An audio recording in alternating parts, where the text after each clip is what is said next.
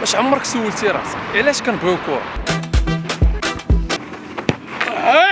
واحد الساعة واش نقول علاش شنو هو السر؟ الساعة يا خويا مليون ونص ياك انت تستراح ياك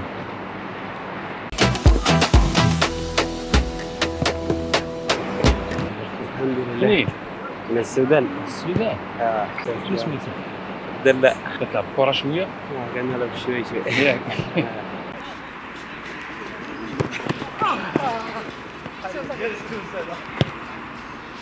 عبد الله الله يهنيك.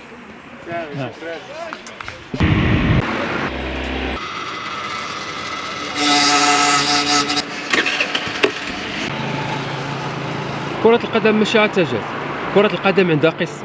من آلاف السنين وفي القلب ديال القرى الصينية القديمة بدات القصة. تلعبت أول كرة من الجلد في لعبة سماوها توجو.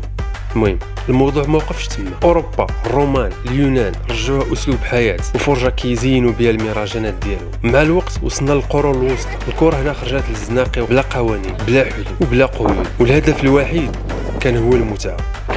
سي غادي معاك.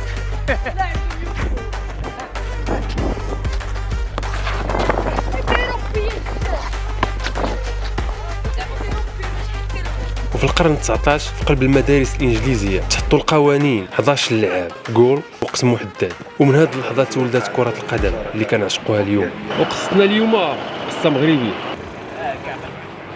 ديالنا اللي ديولك؟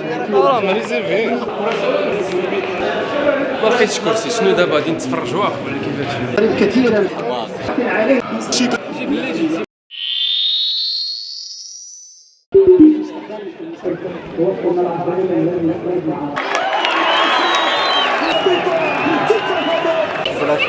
اش بالك في الشوط الاول؟